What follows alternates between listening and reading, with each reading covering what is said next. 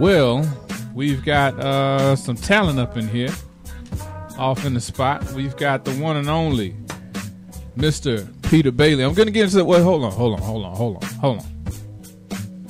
I gotta do this properly. I did my research on this gentleman here. All right, this man here is an author, a journalist, CEO of Nightcap. You can catch that on YouTube. But hailing from St. Thomas, VI, Virgin Islands, he started his internship at the Village Voice after college, landing as a writer for the Newsweek magazine, then went on over to Time magazine and finally ended up right here in the 305 in the Miami Herald with his series by the name of On the Margins. I'm going to keep going.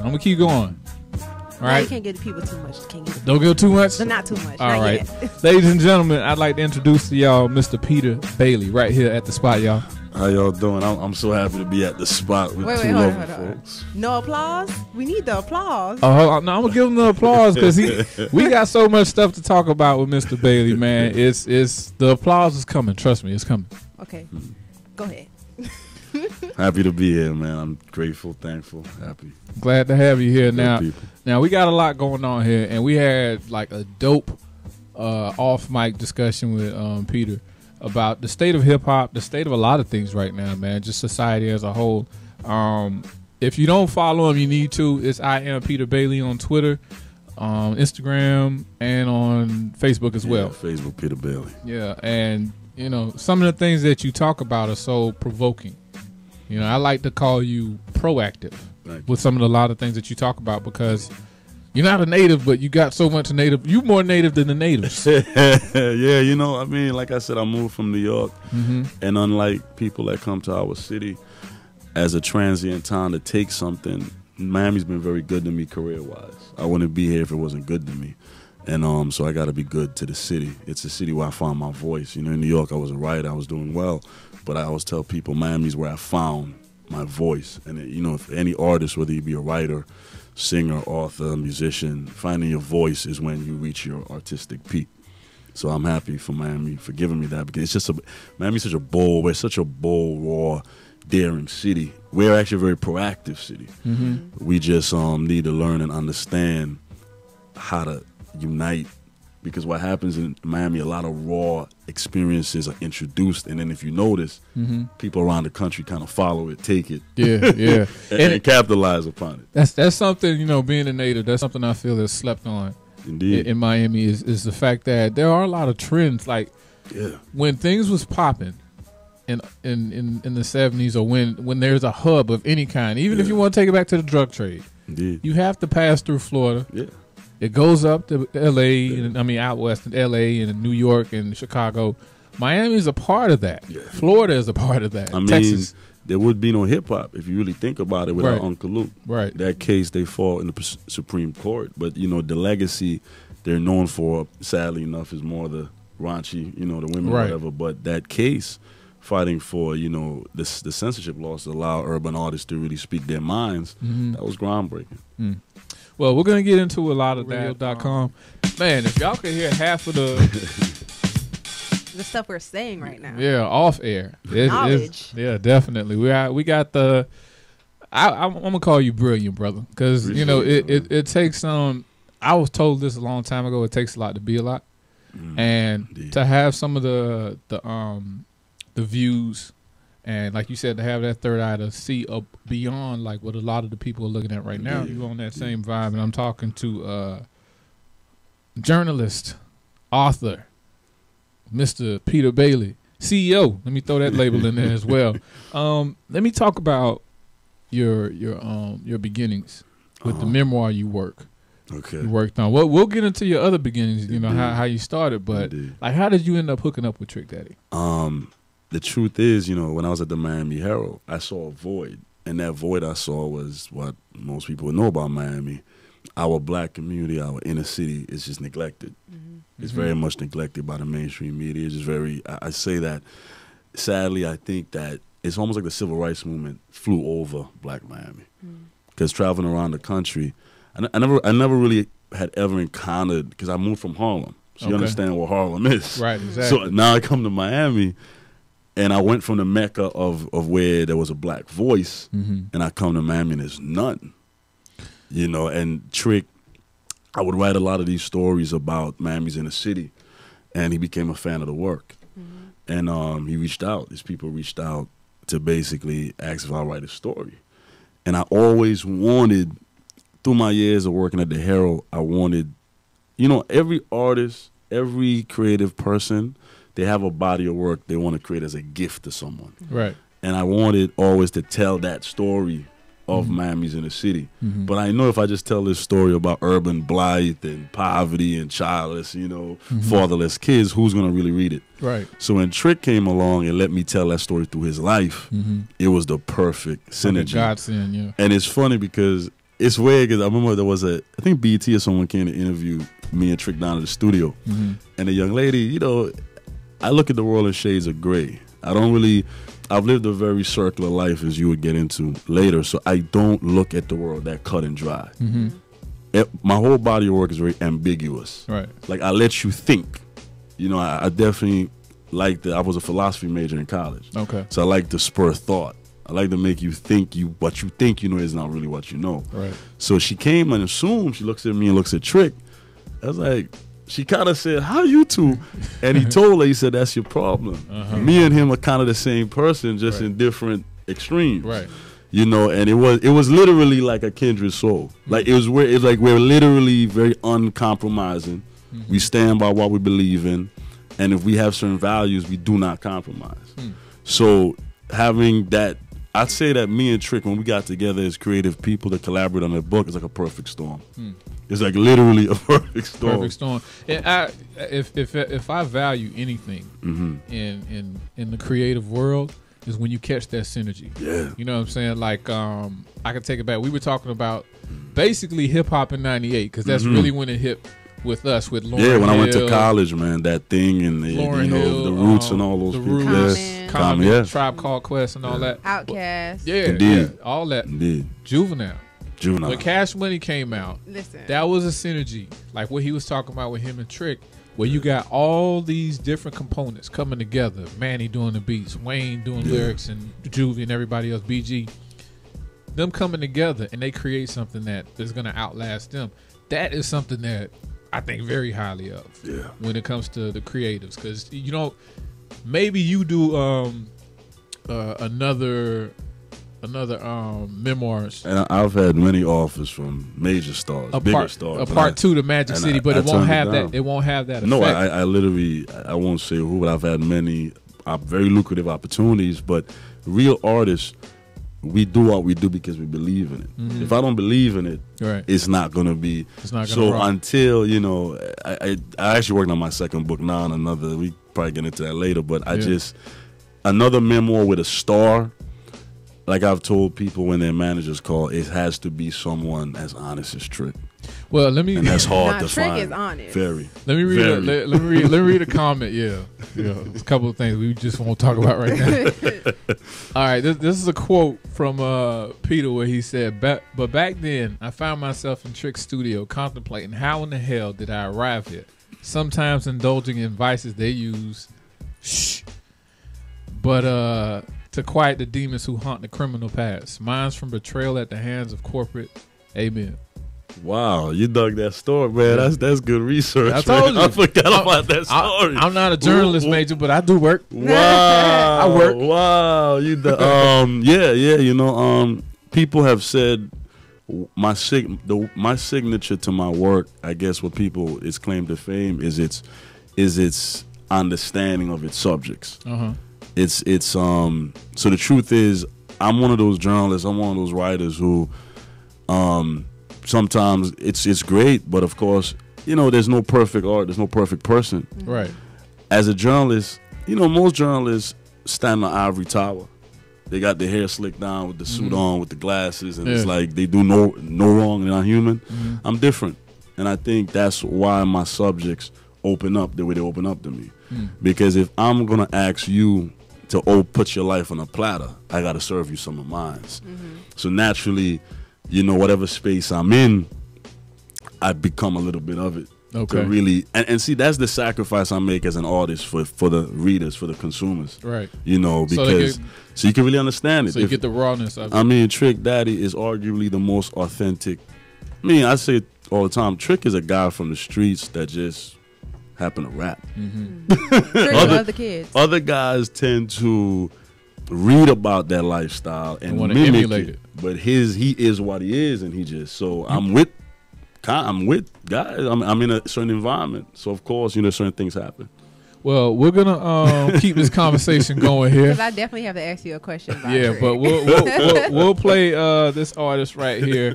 Here is a local artist, Ronnie VOP. Would you mind? All right, and we're back. I am one Jack Frost. She is Drew. My mic keep falling out. Yeah. Jack Frost got to be the coolest name, man. Got to be the coolest personality name. That's a person we're talking about the show Nightcap live now. Yeah, live, and you debuted that November the 14th. November the 14th. That was with local recording artist Iceberg. Yeah, who we know has been going through a lot recently. Yeah. But like, what was the motivation behind that? I mean, the whole motivation of Nightcap Live, you know, Nightcap became very popular around the country, and a lot of people said, "Pete, I want to experience this." Because I tell people, Nightcap is just not a show, man. It's an experience. You know, I'm a fan of the ancient minds. I'm an avid reader of ancient history. Okay. Like, I eat up all that stuff and the philosophers. Like, I remember, brother, growing up, you know, in the islands, in the hood or whatever, studying philosophers. I just love the way an idea can create reality. Yeah. And I remember people laughing at me. Like, I used to read Socrates and Confucius and these guys, and I used to say, man, why isn't a black person's ideas influencing the way we think and live? So in a way, how do you know that it's not? Exactly. Because the melanin is a very powerful thing. Indeed, man. So I wanted to now invite people to experience this, because Nightcap, when you experience the conversation, you're going to learn something. Right. I mean, the artists themselves learn something about themselves. You know, like Anthony Hamilton afterwards was like, brother, you made me think about certain things. So we did the first show. We do it in the Little Haiti Cultural Center inside the theater. And I did that intentionally because I wanted to bring something to Miami's inner city to raise the community. You know, when I think of it, I think what the Apollo did to Harlem. Imagine very influential, powerful people coming to Little Haiti to experience this show. And I did the first one with Iceberg because, just quite frankly, I met the little brother. It's like my younger brother when I was working on Trick's book. And the kid he's been the voice of Miami for years, and he needed those legs. You know, people call, man, why you don't do one of these star friends of yours for the first one? No, I wanted, like I said, where I live and breathe, where I'm have a family, which is Miami. I got to give it something. It's my legacy. So I wanted that first one to start off with the voice of this city. And he is. You know, so it was great. It was beautiful, man. Some politicians came out, Mayor Gilbert. I love the space because Nightcap is all about uniting us. So we had my Jewish friends from the beach come, my boys from Little Haiti, Broward, my Cubans from Hialeah, everybody in this space just absorbing this truth. And then we open the forum to the audience. So you get to ask me and the guests questions, the questions that you really want to know. And they answer. And I think it's a beautiful thing that you brought it there to Little Haiti, because then the youth who are in the inner city can come out and see it and be like, wow, okay. Yeah, it's all about hope. You know, it's all about hope, man. Because for me, what saved my life was understand. I went to University of Delaware and I saw something else. How'd you end up there? Delaware. The short story from St. Thomas to Delaware. From VI to the short story, man. So rich white people came to this poor island, man, and said, "Let's get these Negroes down."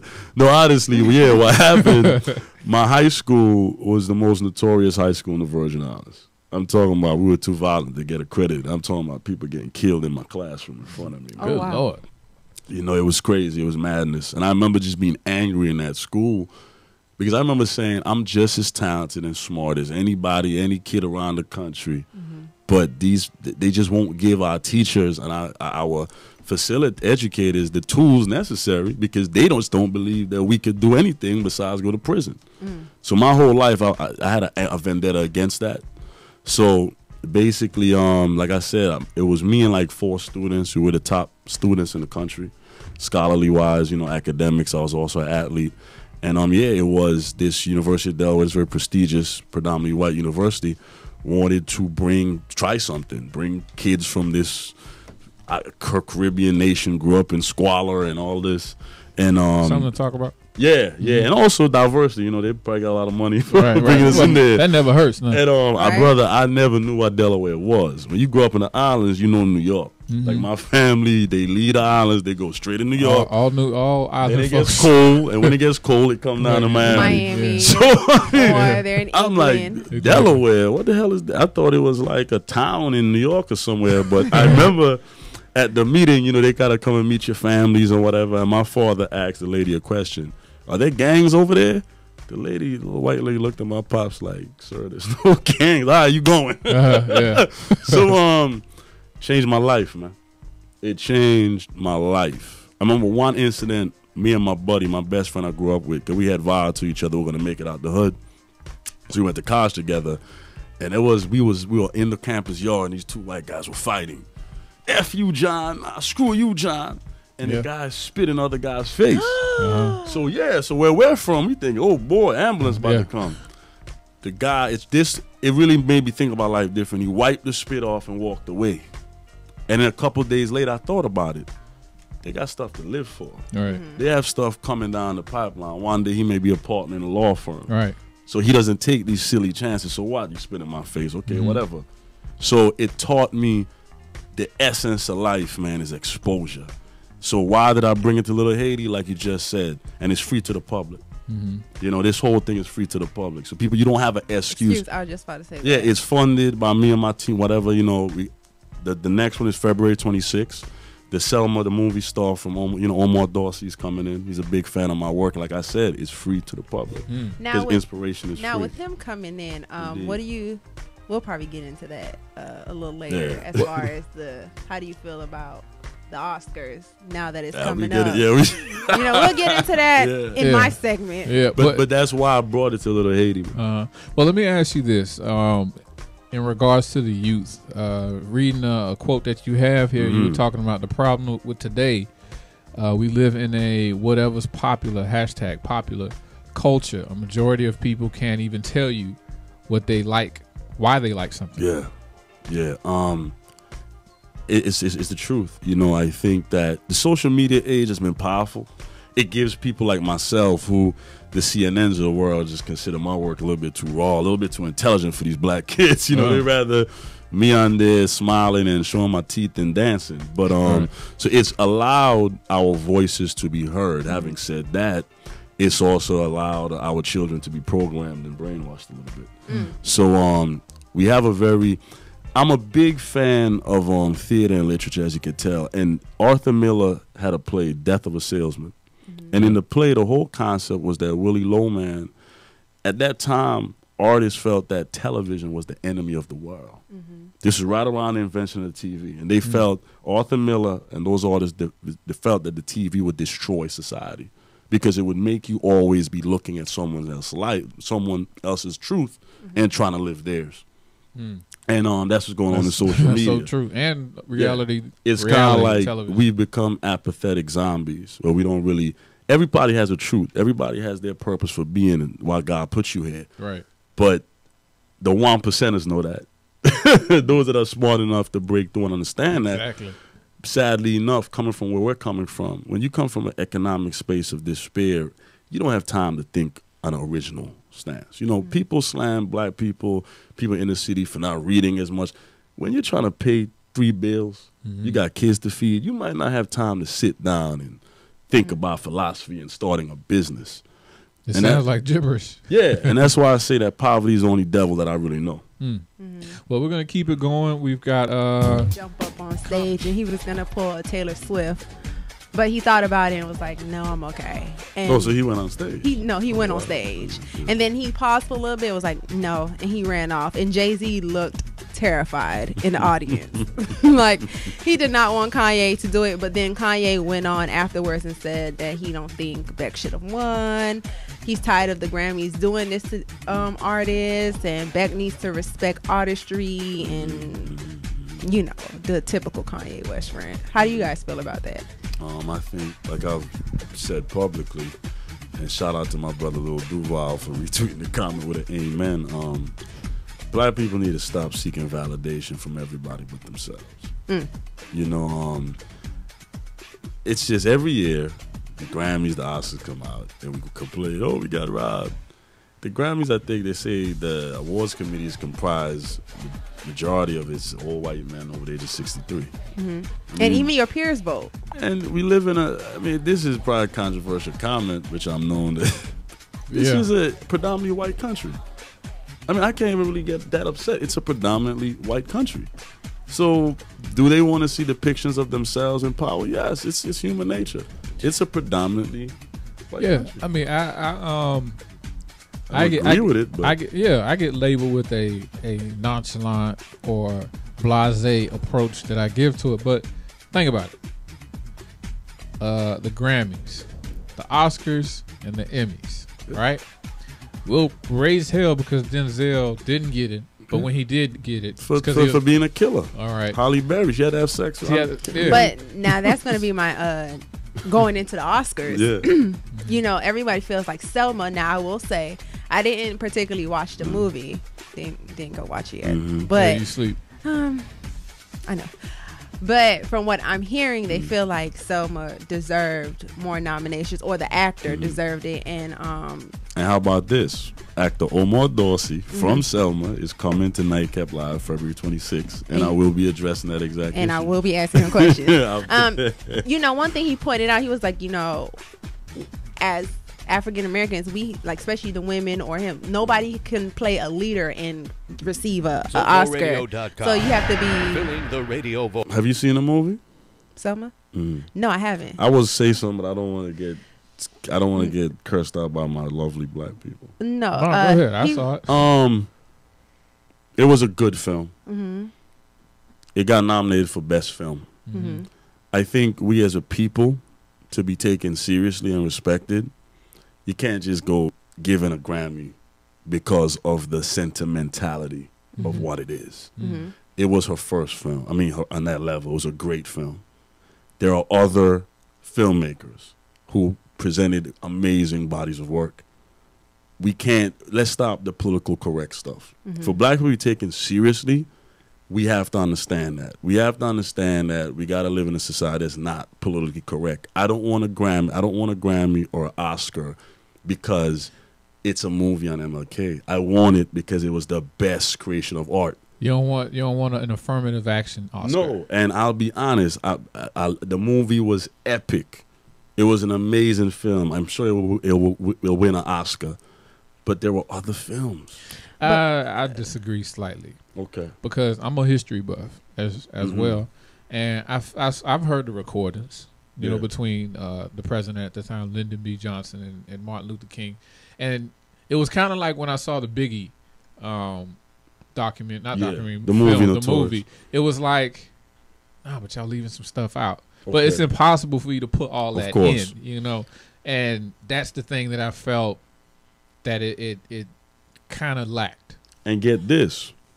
First, we had this amazing film about our leader. Look how the media plays games with us. They play up this Oscar snub story. In my opinion, how is it a snub? It's up for best film. So now the story becomes, it's no longer this amazing film. Now the story becomes, it wasn't good enough to win an Oscar. But that's the danger of validation. But you still, even if you don't win, you still have the title of Oscar nominated. And it's an amazing film. But I think what's the issue now is they're saying that it lacks diversity. He was saying, like, why do that's what they're saying. There's a lot of white films that have an all-white cast in the Oscars. If you see the Oscar class, it's like you see, boom, Oprah, a sprinkle of somebody on to your right, and that's about it. But then they're saying, like, okay, you know, Monique had to play Precious Mom. They always give it to us. But they're saying, like, you know, crazy. Lupita had to be a slave. Like, it's the truth. You never really get an Oscar nomination for being a leader. I think that's what he was saying. He said, why can't blacks be in a powerful position and play that role and be honored for it? But when we play slaves or abusive mothers and things like that, we get Oscar nominations. It goes back to what Peter said. Like, you know, the point I was bringing home talking about Oscars, Emmys, and Grammys, I was going to throw in politics as well. Those are all the spectrums where people, minorities as they want to call them, are not involved. Exactly. You know what I mean? So, Exactly. and I saw something. I'll send it over to you through Facebook. Follow me there as well. Indeed. And it was basically a documentary, a 5-minute documentary, if you want, a short, where they were showing all the amendments that basically passed, like for all the slaves that were freed, the owners would get reparations or reimbursements for each slave that you lost, upwards to $1 million. Yeah. So when you hear people say stuff like, families like white people that have made money off of the backs of slaves, that's how it's done. Like it's an actual law where look at the history of Haiti when they freed themselves. The European, American, or was it France, whoever made them pay this fee to be recognized as a country that they could not represent. So it goes back to validation. I mean, it was Selma. It was a beautiful body of work. I don't give a damn what some old white guy has to say about that film. I don't give a damn. Well, I'm glad you guys are enlightening the people with what's going on, given that it is Black History Month. Indeed. Which I think a lot of people forgot. Indeed. Yeah. Well, there was a great tweet that was posted where in February we have the Super Bowl, the Grammys, the Oscars too. Then we're having the Oscars, and it was something else. So it was All-Star Game, and then the Oscars. So we pretty much have a level of events for each we're week booked for February, but pretty much. So month of the year. So instead of talking about your history or educate people about Black like the month, throw us that bone. You're like, hey, All-Star Weekend, and that's why I go back to we need to stop consistently. Look, man, I'm a man.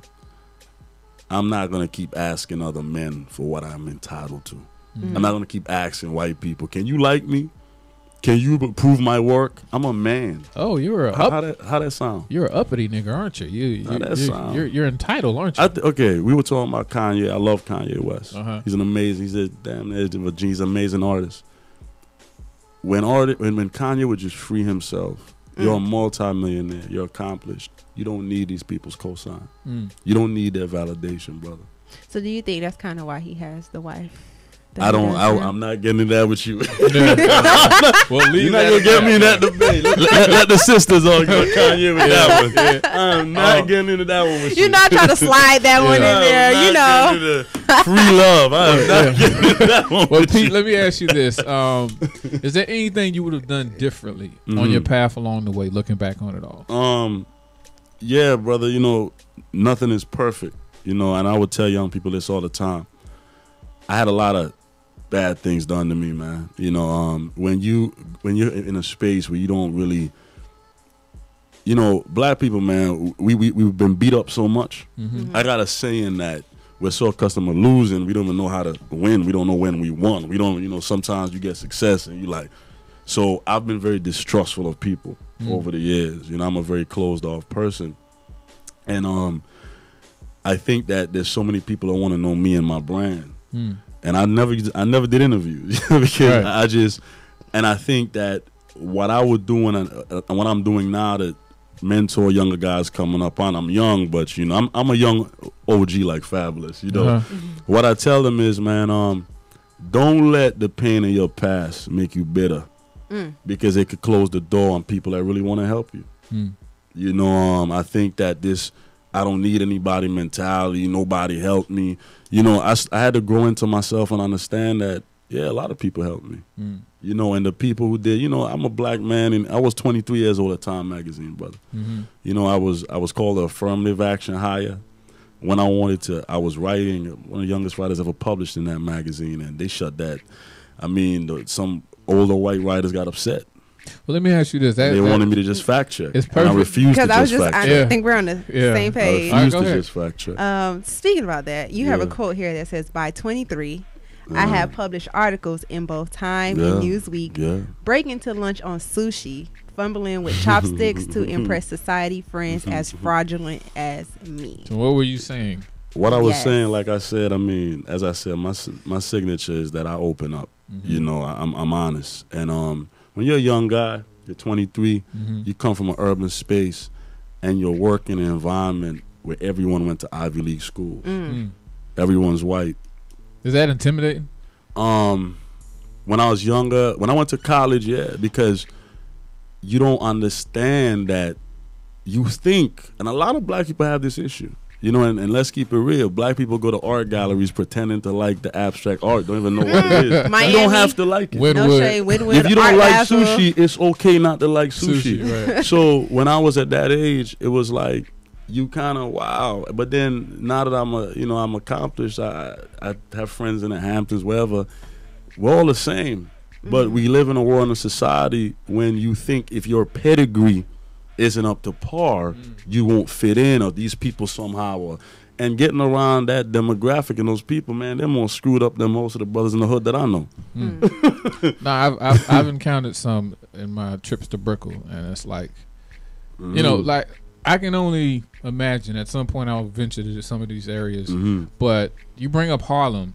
Indeed. I have well, my lodge was once based in Overtown, and I always considered that Overtown to be the Harlem of the Harlem of the South, Yeah. because a lot of the advancements that were done in the South happened actually down here before it did in any other Indeed. southern Cassius city. Clay, Muhammad Right. came down here. I always compared his story. It's not as big, and Dree's gonna hate me for this, but I always compared his story to LeBron's story, because when he came here, they were known nationally on some level, but it's something about, like you said, the energy. Miami. I mean, me, I'm a perfect example of that. Yeah. I mean, I was in New York. I was writing for Time, Newsweek, very accomplished. I came here, and the rest is history. The rest is It's a history. magical place. I think it's because, man, Miami people, man, I gotta give it to earn respect in this town. You gotta be exceptional. You gotta For win. this place, they give you your respect. Yeah. So I say to myself, people say in New York, if you can make it in New York, no. If you can make it in Miami, Yeah, you go to anywhere around this country. Yeah. and that's something that I've witnessed. It's a tough crowd. Oh yeah, it is. Yeah, it is. Tough It's crowd. it's a tough crowd, and you really have to cocoon yourself while still be, you know, in town, seeing the waves. You know, watching, you know, Luke and then JT, Poison Clan, Trick, and then Pitbull. You know, seeing all of them at their infancy when nobody really gave a shit. You know, and then after a while, you know, you start. Oh, they on MTV now. Yeah. Yeah, we have to shout out to Pitbull. Yeah. Mr. 305, like what Pitbull has Mr. done. Florida now. Yeah. He got keys to It's so crazy. I mean, what he, but Several the thing years I can say, ago, I came down and not to interrupt you, and it was years ago. A business partner, he's a famous record label guy, and I remember we're in this party, we're in the VIP room, and I see this Cuban guy. I mean, he looks scruffy, like he couldn't get in the party. Yeah. Had a big 305 hat on with some like sneakers all scruffed up, and I'm like, who? And lo and behold, it was Pitt. And he just became this mega star, man. I respect that guy's but work he still ethic. pours into the And he's scene, though. a very humble guy. The guy is humble. He's really, you know. Well, that would lead me to ask you this: what would be like a dream interview for the Nightcap series or Nightcap Live now? Nightcap Live, the conversation piece. Oh man. It's probably out of my no. Nothing is out of your reach in this world. No, it can't, because if you've been I got Mike Tyson calling me. Mike Tyson, you interviewed. But this Bill one is Clinton. real controversial. Bill Clinton. This one is real controversial. What you got? Paula Deen. I love to sit with Castro. I know. See, that threw everybody. All right. That threw You know, I said Paula Deen, but that threw everybody You know. for the loop. He said- you know the owner of SoFlo is Cuban, right? All right, we're officially done. Thank you. See what I mean? why though? Let me tell you, as an artist, as a storyteller, as a conversationalist, as a thinker, you gotta look at what a person is, bad or good. There's something about this individual that is groundbreaking, Well, good or bad, Well, why not take it a and step it further? deserves a conversation. Why not take it a step further? Why don't we just interview Charles Manson too? You know what? That's the guy who set up that whole. There's another thing. guy though I want to sit with. Actually, Yeah, he's crazy. The president of Uruguay. You know, I should have asked the question. President Dead or alive? Dead or alive? Yeah. Dead or alive. Yeah. Wow. Dead or alive? I think the whole culture. I think right now everybody's asking for me and Kendrick to get together.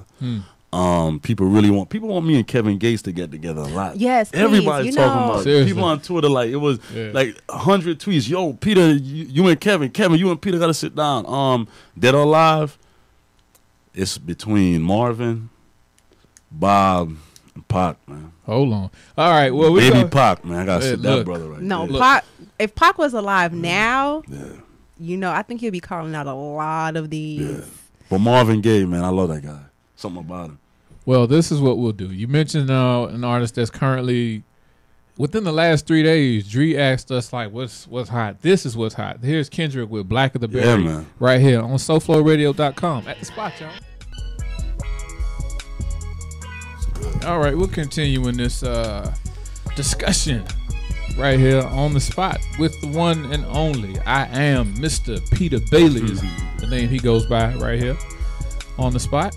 And what are some things that you got like planned? Like, are there any movies, documentaries you got lined up, anything like that? It's interesting because it's what you say that.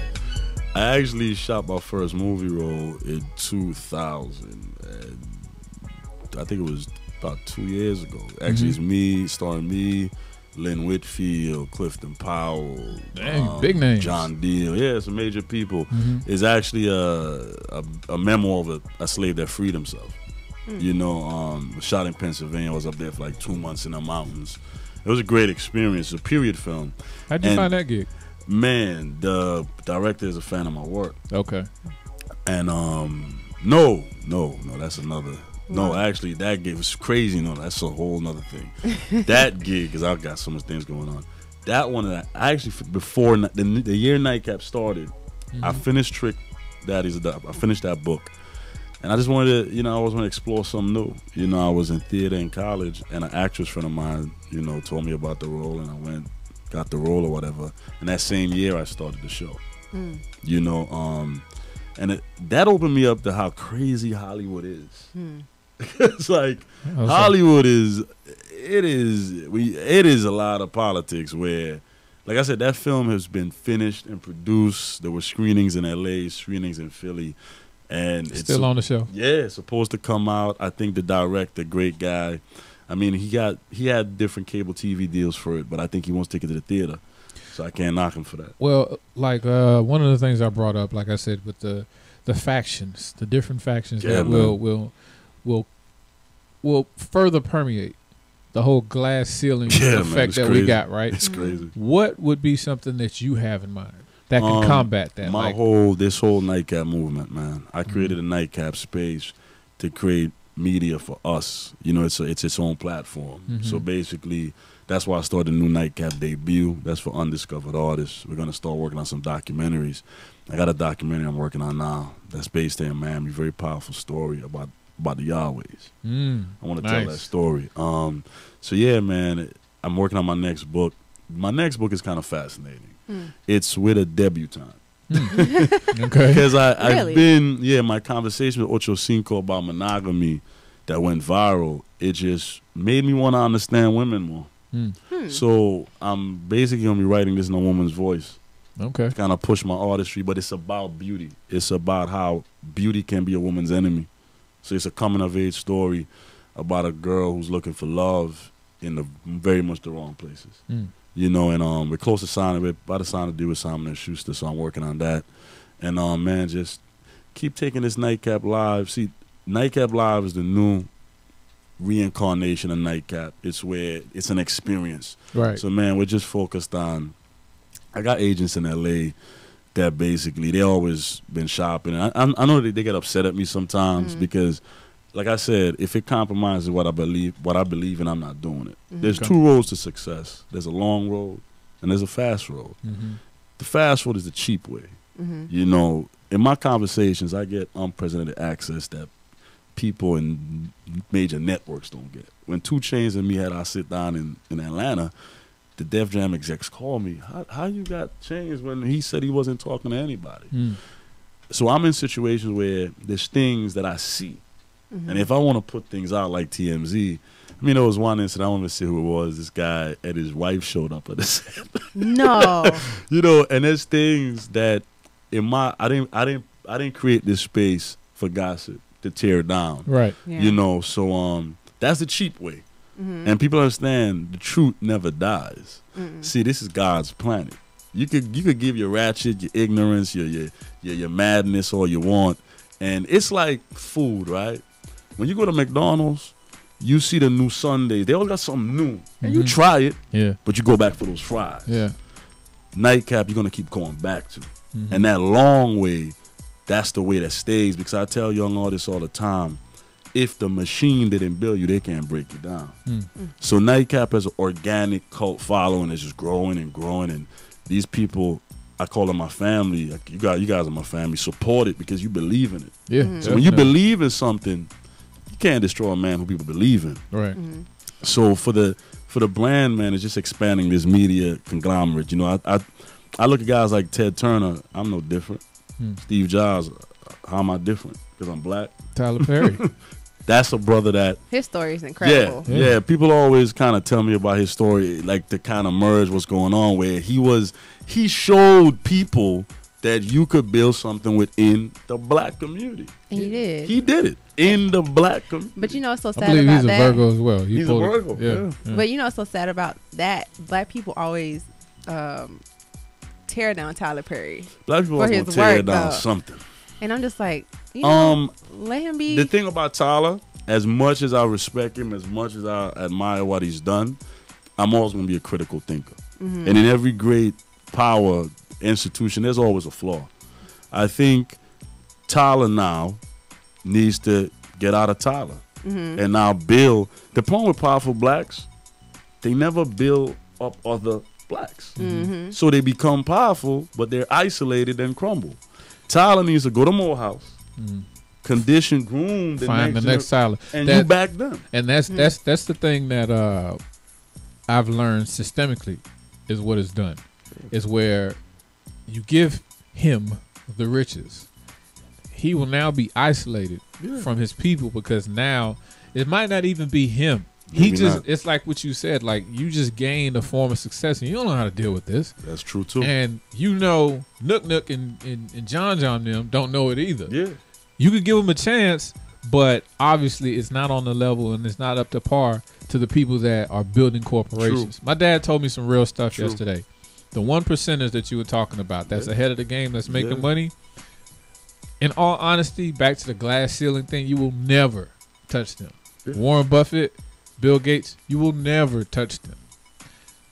The Ocho Cincos of the world and all the other artists, you are rich, but you are rich within someone else's system. Yeah. You saw what happened to Ray Rice. You saw what happened to any artist. Wesley Snipes. Oh, he's Jay-Z. And that's what Tyler is getting there. You can see something where they say, oh, his net worth is $500 million. Dr. Dre is $1 billion. But you know what? The minute he fucks up, they can freeze all his assets and he's right back to our level.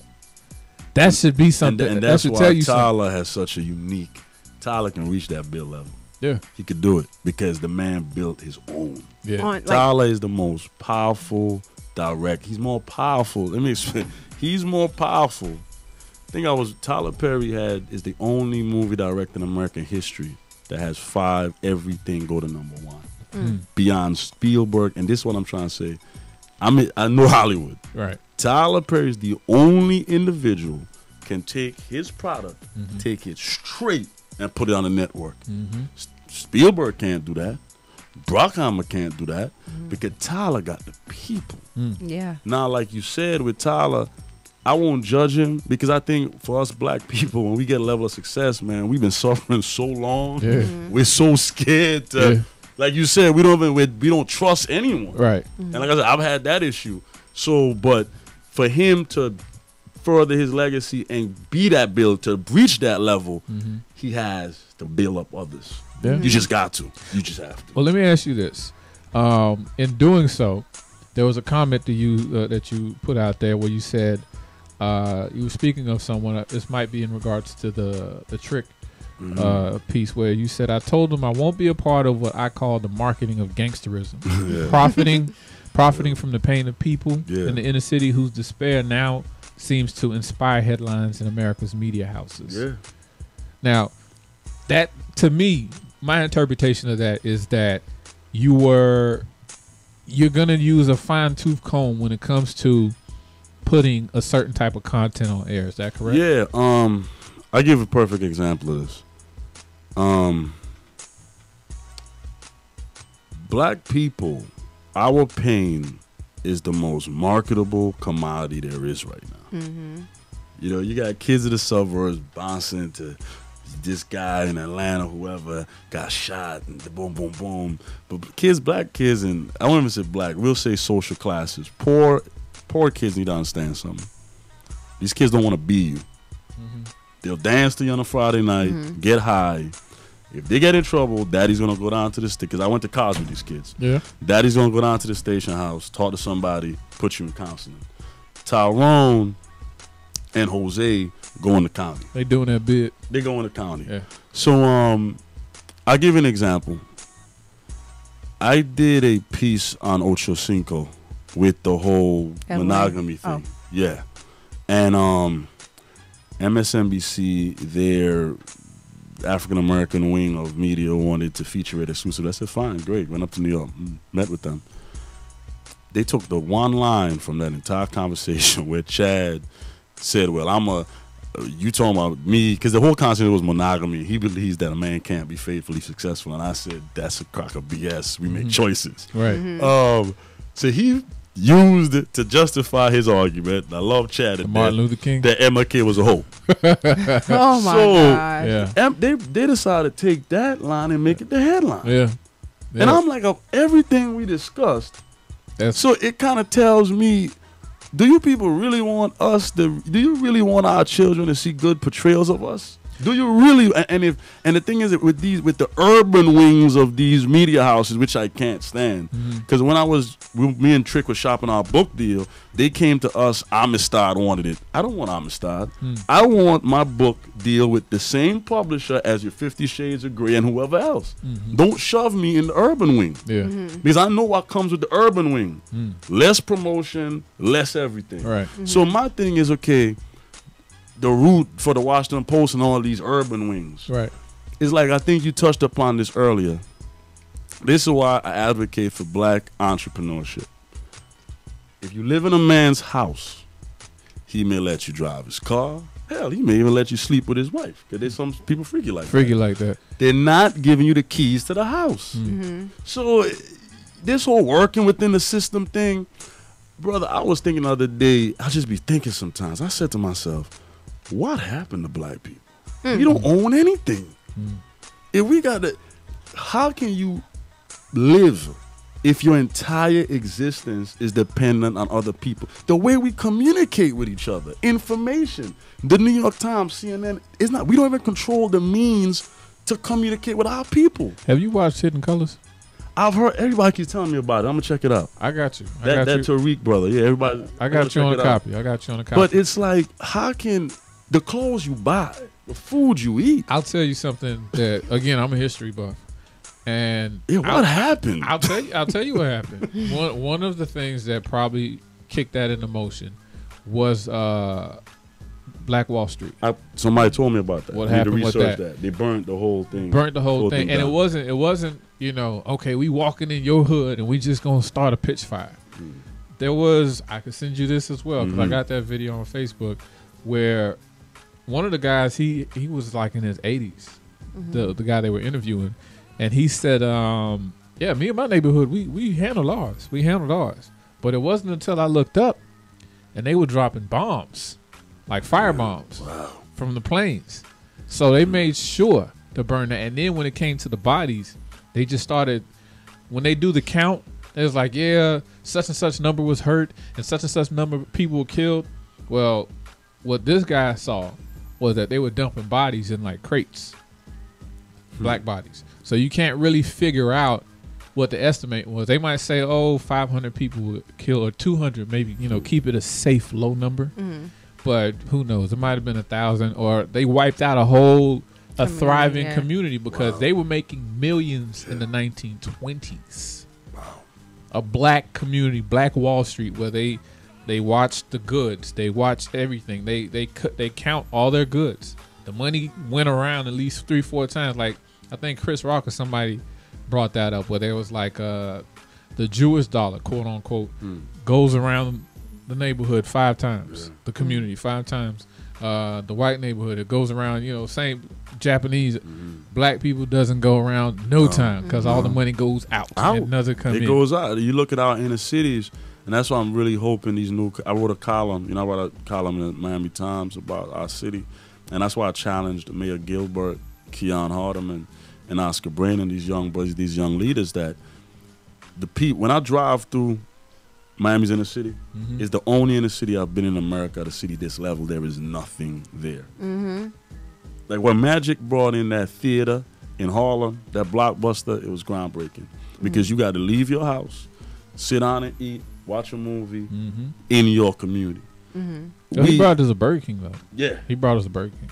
Oh, okay. Well, I got to check that awesome. out. Cool. Yeah. So it's, but it's I was joking. I mean, he did. He did bring us a Burger King, but what the fuck is a Burger King? There's so many of them. We really got to think long and hard about this, man, because how can you be a man?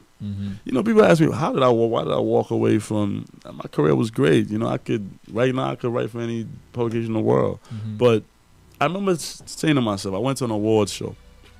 I remember going there and all my white editors and all powerful people, anytime there was like this awards event, they put me on a pedestal and put the battery pack in my back. And I remember thinking to myself, I'm going to have a wife one day with a child. And I remember thinking to myself, I don't want to be a man and go to some event and some old white guy is patting me in the back, good job, Pete. And I said to myself, what would my woman look at me as?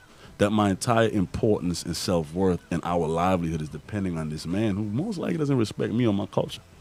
That's a good question. No. Oh. How would you feel like if your guy? I don't think most people even think of it. I think we're so accustomed. Black people are so accustomed to the pat on the back. Why you guys don't wake up thinking they're gonna work for a black person? I had a white guy working for me, and he told me, he said, "This is really odd for me."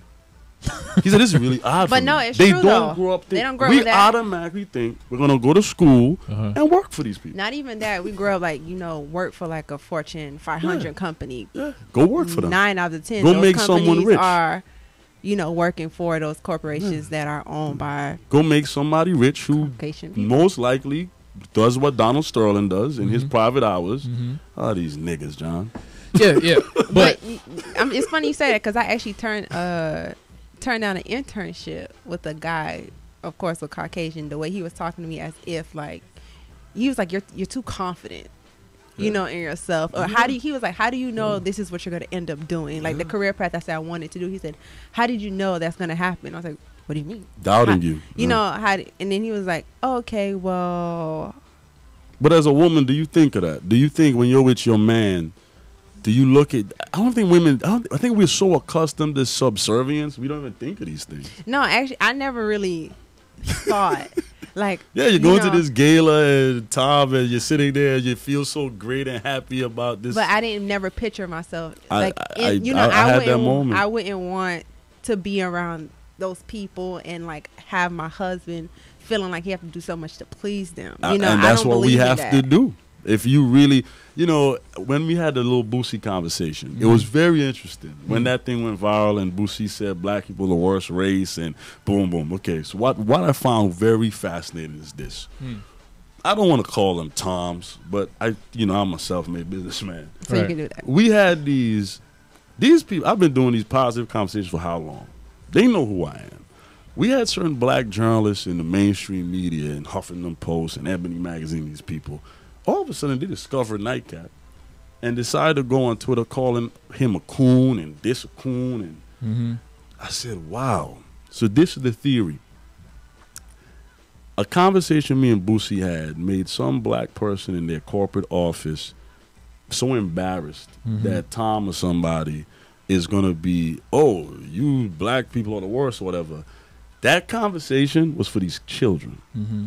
If you're an educated, professional black person, you're good. It wasn't for you. Right. Don't tune in. It ain't there for you. But what I found out was that they never have supported it. Hmm. But the time he made a comment that would affect them, and I don't mean to digress, but the point I'm making is we're so selfish as a people. You see what I'm saying? We're so selfish that you couldn't look past.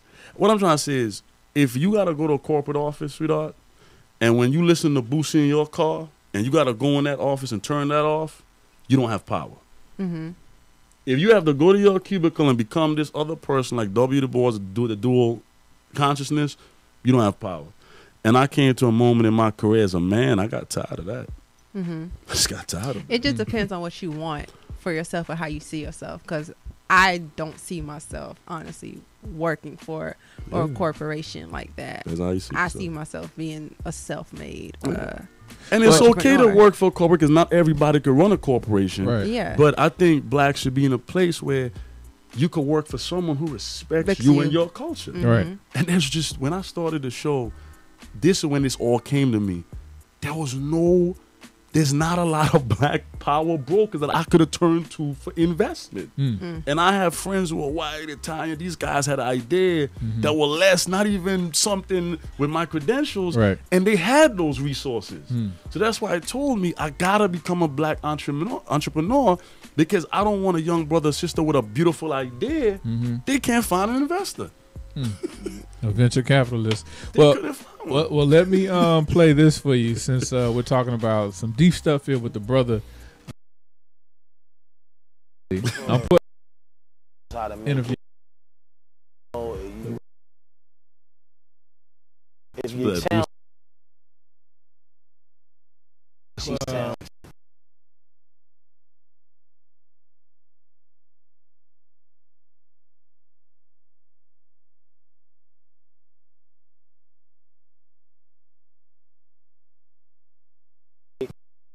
Sound like a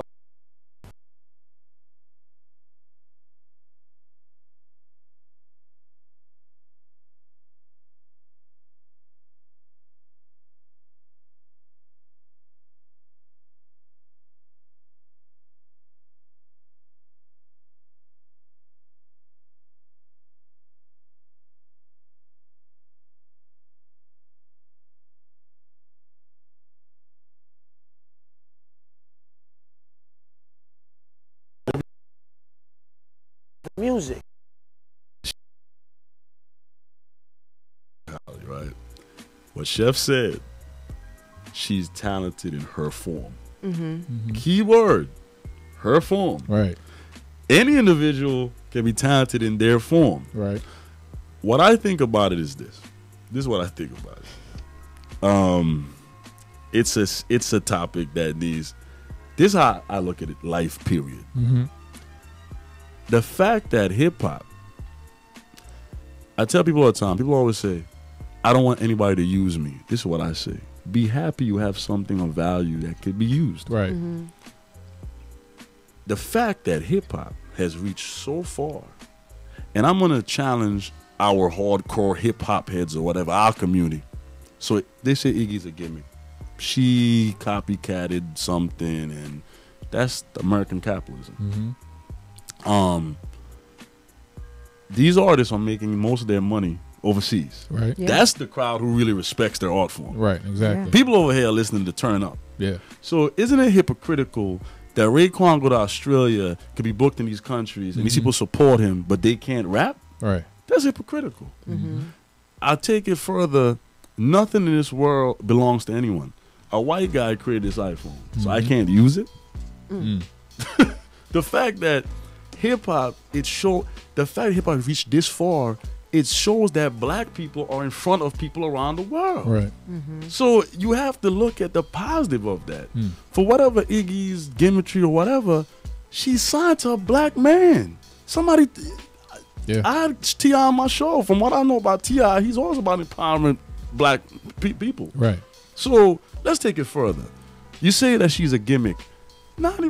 How many rappers out here rapping about drug dealing and killing and Video mimicking girls. another person's Yeah. lifestyle. I'm But in you don't. love with the cocoa. I'm Shade. sorry. I think certain things are more destructive than a white girl singing fancy.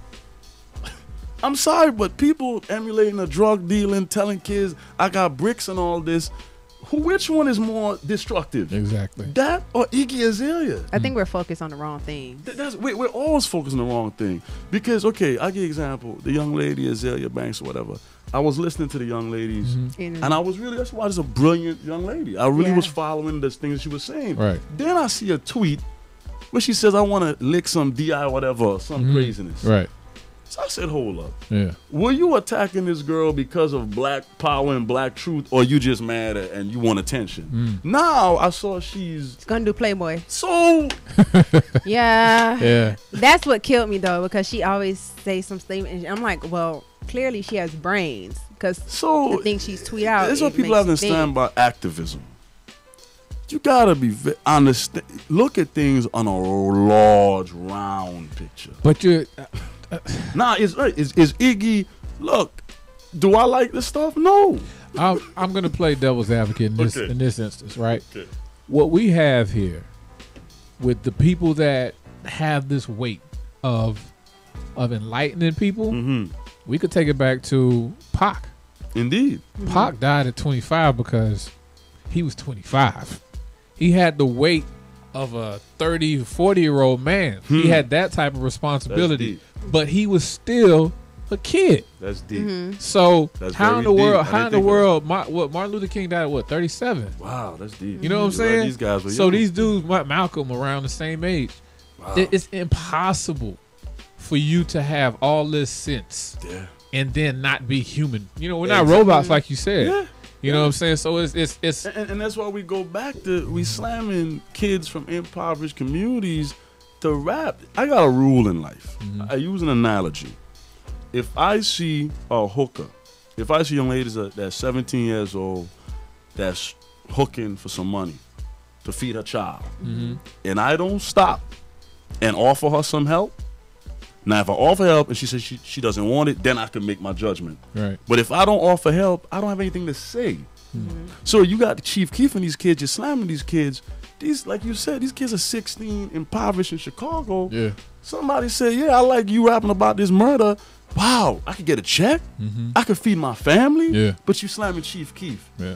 You don't slam the executives. I don't see none of us going to Def Jam and saying why Def Jam has never built a community center in these impoverished neighborhoods that they're making millions off of. And But you slam Chief Keef. And we're celebrating what 35 or 30 plus years of Def Jam. But you're slamming Chief Keef. And you haven't. It's almost like the pastor effect.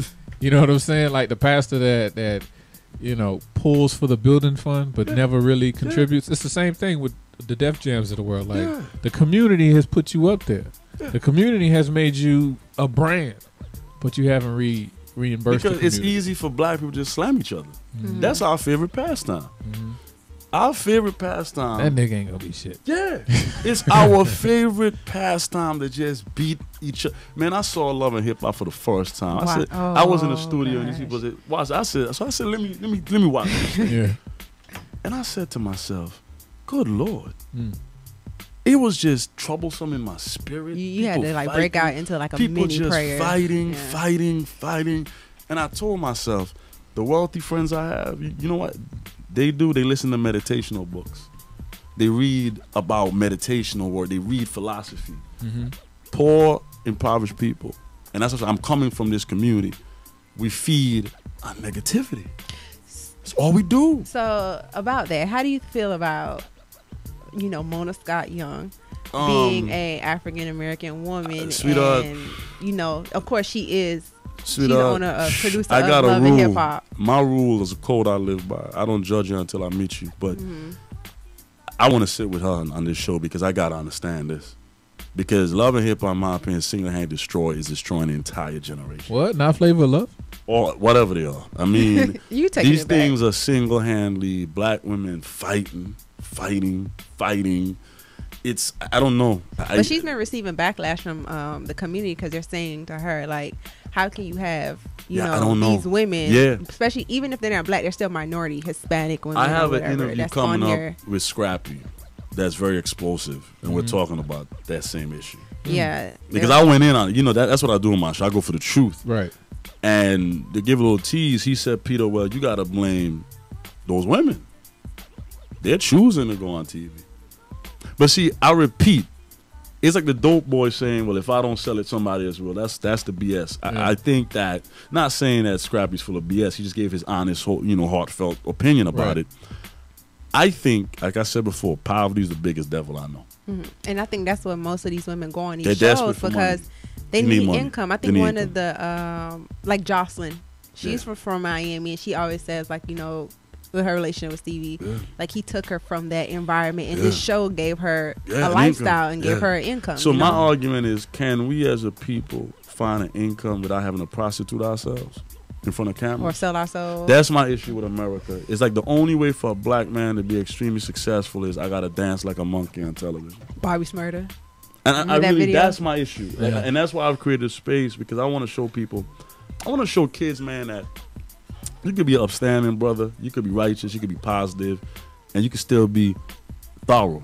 And you could be successful. What are your thoughts, speaking on kids in the community, right? The redevelopment, quote unquote, of the Poking Beans, Liberty Square. We were just talking about this the other day. I didn't get into detail with you, but I have a lodge that I'm a part of. We're based in Overtown, New Providence Lodge, a Masonic lodge, and I'm not gonna beat myself. Most times I'm very like G-rated on the show, but the fuckery game was on a high level with the city of Miami, in how they basically uprooted us up out of there. They found every law possible, asbestos, you name it. Yes, I'm calling y'all out.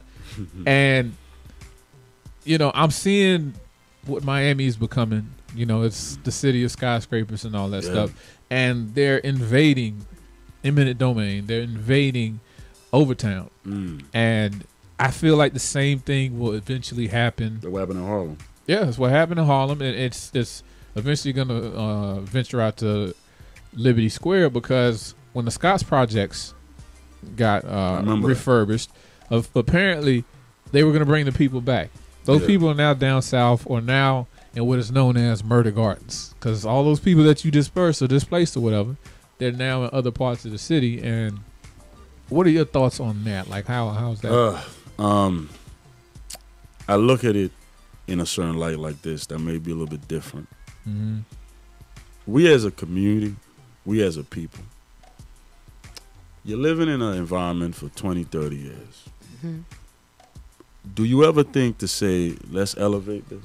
You think you're just going to stay there and keep it run down like that? You just I looked at Harlem. We're just going to stay in this community, sell dope, shoot each other and kill each other, and we're not going to get uprooted. I say to myself, I tell people this all the time, the projects, the hood, is a mentality. When you build a project building, it's not projects. If you just build an apartment complex, it's fully painted, it's clean, there's air conditioned, there's flowers outside. You chose to piss in the hallways. Put graffiti on the You walls. chose to put graffiti on the walls. My thing to that is, bro, I might get argued for saying this. That place needed to tear down. I don't want to see our community get uprooted, but we have to understand we can't. This is society. This is okay. Picture you're a businessman, right? Jack, picture you're a millionaire. You want to move to Miami with your family. You want to live Overtown, downtown, right there, the skyscrapers. I was in Overtown the other night. I volunteered some kids there. It's nothing but drug addicts all over the place. So you was expecting to keep it like that? You was expecting to just keep this prime real estate as a dope land. And then you're mad that you're getting uprooted. You had over how many years to say less? So to be fair though, I know a lot of people in these communities, man. I come from these communities. I know that they don't have a direction. When you have a child, daddy in prison, grow up, it's a cycle. Okay, so who do we put it on? Where are our ministers? Liberty City got about 300 churches, black churches. Yeah, most of them live on the other side of 75. Where are they? I went to a church the other day. Last time I ever been back to a black church. The man had 2 bouncers in the front of the podium with rollies on. No way. This is Opalaka. Huh. The man got. I don't want to say the name, but I think I You know. know exactly what I'm talking I know about. a club you talking about. So I don't. Wait. So I call it a club. I don't understand these ministers and these leaders and community league leaders and these ministers and the sad thing is, you know what, bro? I'm a real conversation with you. I'm very respected in the streets of Miami. I'm the other night. I'm in with some brothers, some real OGs, like some hardcore straight street OG hard, you know. And I asked them, how can this stuff clean up? You know what I think?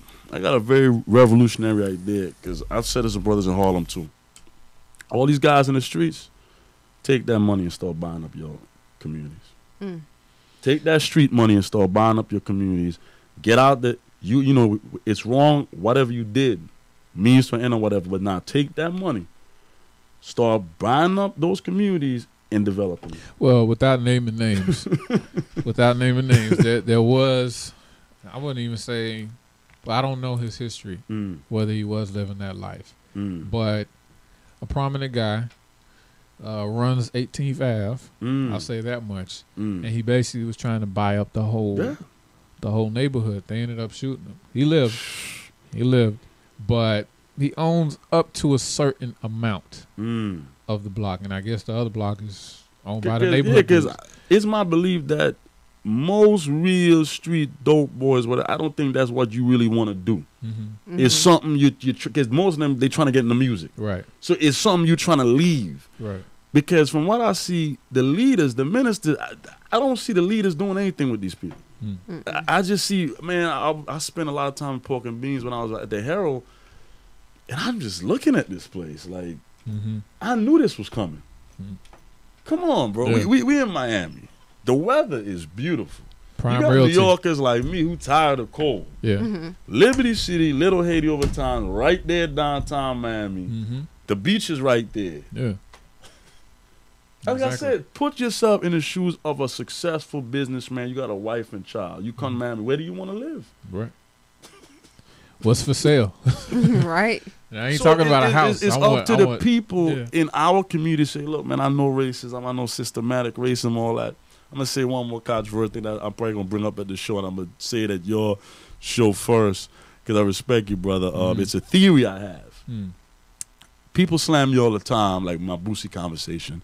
Peter, how can you keep talking about black and black crime? You don't focus on systematic white oppression. This is what I'm going to say. Very controversial. You can't fight 2 wars.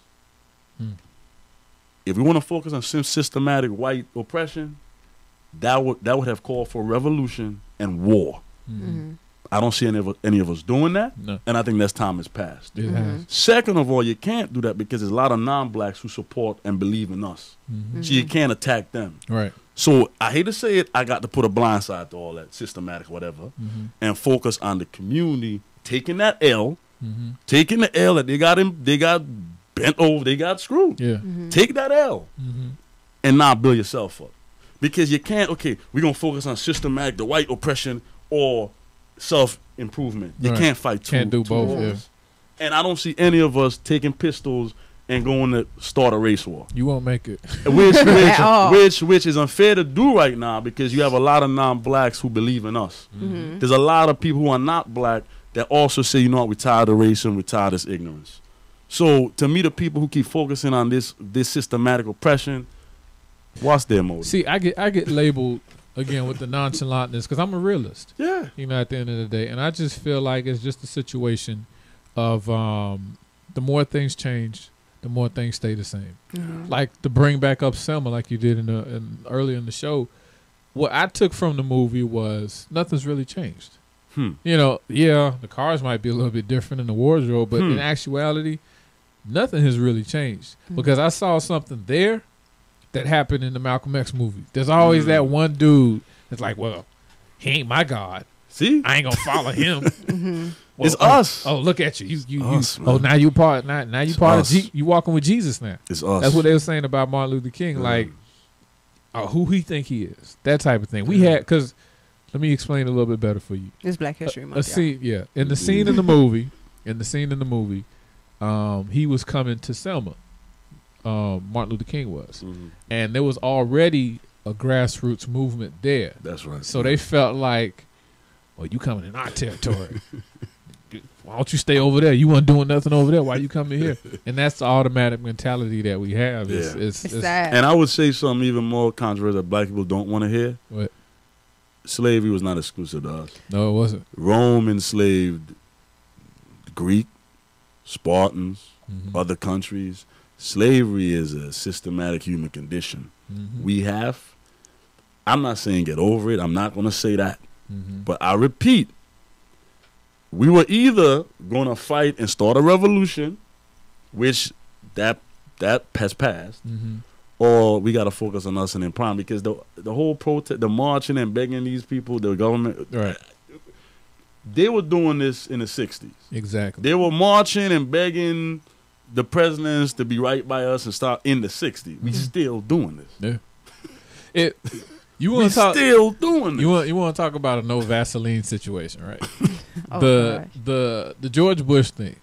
It's a whole bunch of that's just one I can name, but it's just a whole bunch of blatant things that have happened in our history, in our recent times, where it was like, hold up, y'all just gonna let this happen?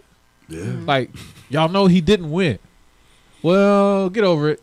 And you sit here like, really? Yeah. And this has happened numerous times. Katrina, you name it. It's just plenty of things that happen to where you have to get it in your head now. Michael To take Brown. care of us. We have to take care of us. Exactly. You know, like the brother in Kendrick, the song said, and people get mad when I say this, but when I step out and I drive and I see a white guy, I'm not that scared. Most likely the brother that might rob her is a brother. Yeah. Let's keep it. I'm not scared. Let's keep it real. Most of us lives are not in danger by no white guy. It's our own people. And no one wants to say this. I don't see anyone protesting when we kill each other. When Tyrone blows Tyrone head off in Chicago, I don't see no protest. It's like R.I.P. and you put them on a shirt and that's it. Hashtag. We don't even RIP. take ourselves serious. We want the rest of the world to. And I think they see that though. Of course They see that. Yeah, most definitely. It's I don't, like I said, man, I'm tired. I'm a man. I'm a grown man. I can't live my entire life in existence fighting some white person or some racist. Like, I can't spend my entire existence waking up, oh man, there's somebody on my head. Yeah. My whole life goes by fighting somebody's system. Well, It's craziness. Well, I'll tell you what, brother. I mean, we definitely got to have you back on here because you bring it.